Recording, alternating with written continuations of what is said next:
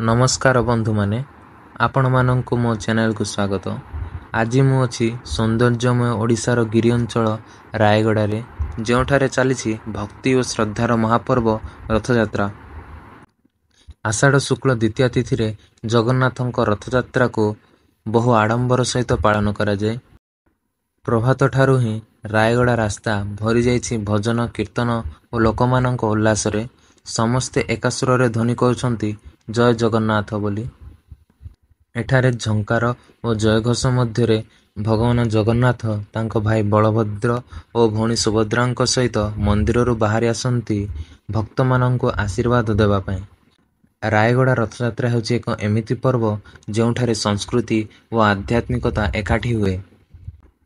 यात्रार आरंभ हुए पहंडी विधि सहित शंख और मृदंग ध्वनि रे देवतांको रथ उपर को अणा जाए। एही दृश्य मन को झुमाई दिए एवं तापर आसे सबुठु अपेक्षित मुहूर्त रथ टाणीबार।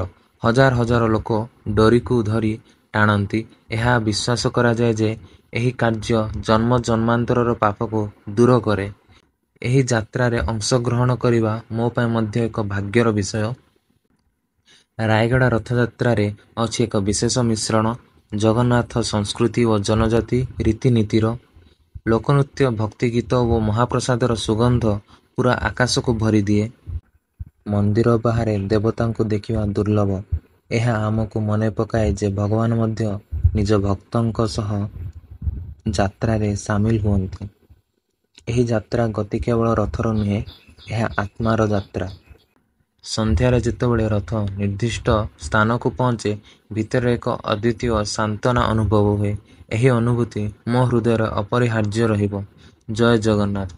भिडियोटी भल लगी लाइक शेयर और सब्सक्राइब करने को भूलिए नहीं। पुणी देखा आउ एक नुआ भिडियो रे।